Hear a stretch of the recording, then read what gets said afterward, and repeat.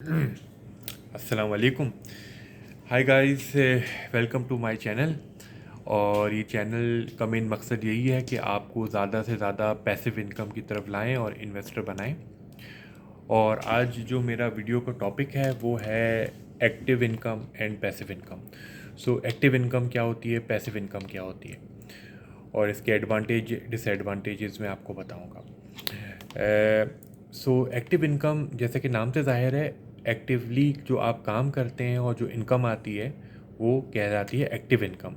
जिसमें हम आपका टाइम देते हैं, एनर्जी देते हैं, वो एक्टिव इनकम है। फॉर एग्जांपल आप एम्प्लॉय हैं, बिजनेस कर रहे हैं, कुछ कर रहे हैं, एक्टिवली काम कर रहे हैं, तो एक्टिव इनकम है।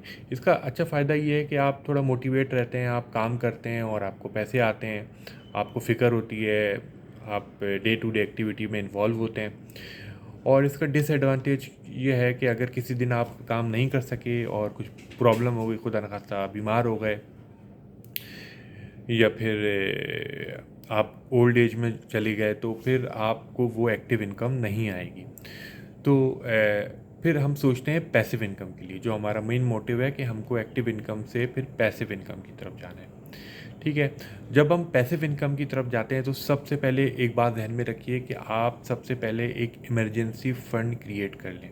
ठीक है। जब भी आप कोई चीज़ शुरू करना चाहते हैं तो आप सबसे पहले उसके कॉन्सिक्वेंसेस सब कुछ आपको पता होना चाहिए। तो आप एक इमरजेंसी फ़ंड अपना जमा कर लें। इमरजेंसी फ़ंड क्या है?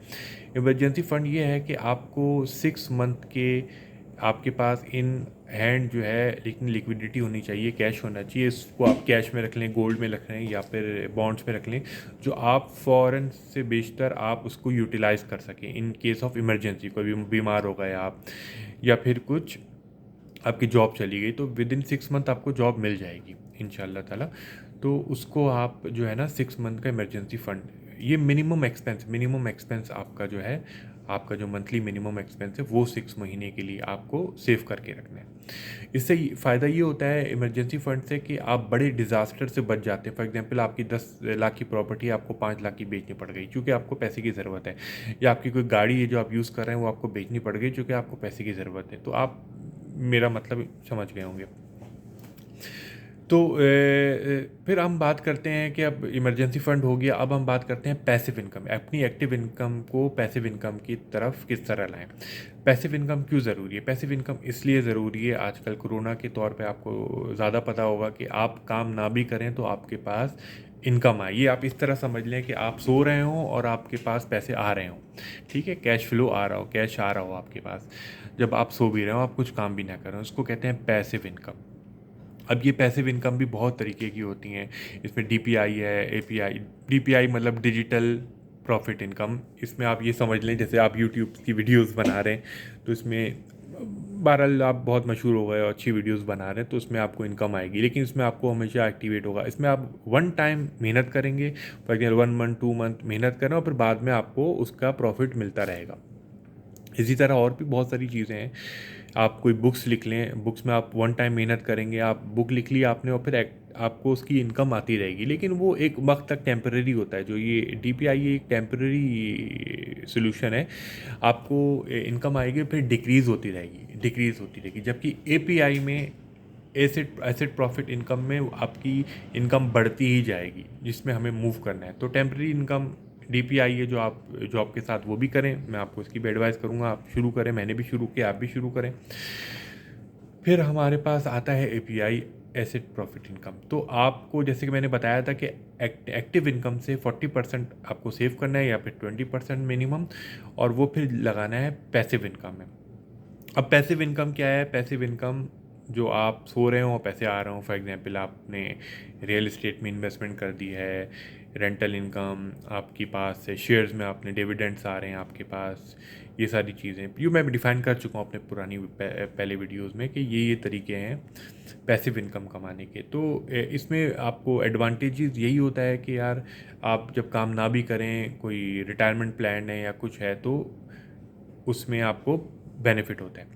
अच्छा, रिटायरमेंट प्लान में ये मतलब नहीं होता कि आप काम छोड़ के बैठ जाएं। रिटायरमेंट प्लान में ये होता है फाइनेंशियल फ्रीडम की तरफ आप जाएं। अच्छा जी, तो रिटायरमेंट का तनव सोचिए बहरहाल। अच्छा, दूसरा डिसएडवांटेज ये है कि आपको एक लिमिटेड टाइम तक 5 इयर्स 10 इयर्स तक आप जो काम कर सकते हैं, लग्जरी लाइफ अपनी रह सकते हैं, वो उस तरीके से आप लग्जरी लाइफ नहीं रहेंगे।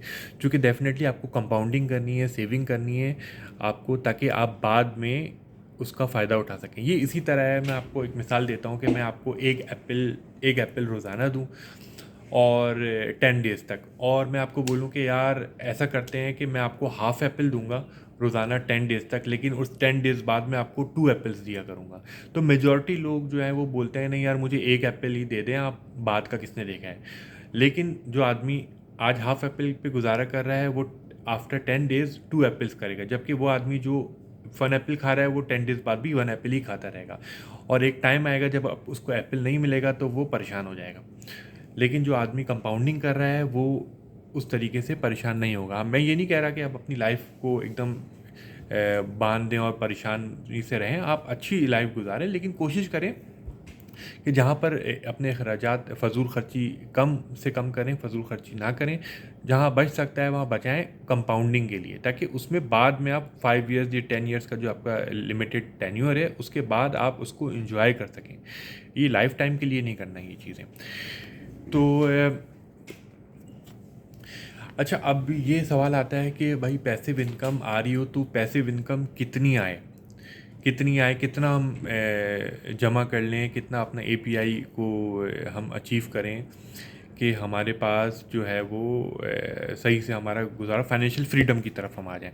तो ये यूनिवर्सल फार्मूला है और यूनिवर्सल रूल है और सब पे लागू होता है, सब लोगों पे यही रूल है। आपके पास इतना कैपिटल होना चाहिए, इतना कैपिटल होना चाहिए कि उसका जो 4% है वो आपका एनुअल एक्सपेंस हो, तब आप फाइनेंशियल फ्रीडम अचीव करेंगे। मैं 4% इसलिए बोल रहा हूँ कि बाज़ों का आपको प्रॉफिट जो हो रहा है वो 10% 12% 20% ये सब भी प्रॉफिट हो रहा है, लेकिन हम एक चीज़ को भूल जाते हैं जो टैक्स है, जो बहुत इंपॉर्टेंट है गवर्नमेंट को देने के लिए। गवर्नमेंट भी को तरक्की कर रहे हैं हम, तो हम बेटर है कि पाकिस्तान को भी कुछ दें। तो टैक्स भी कटता है, तो टैक्स को हटा के बाकी सारे खर्चे मिला के आप 4% रखें।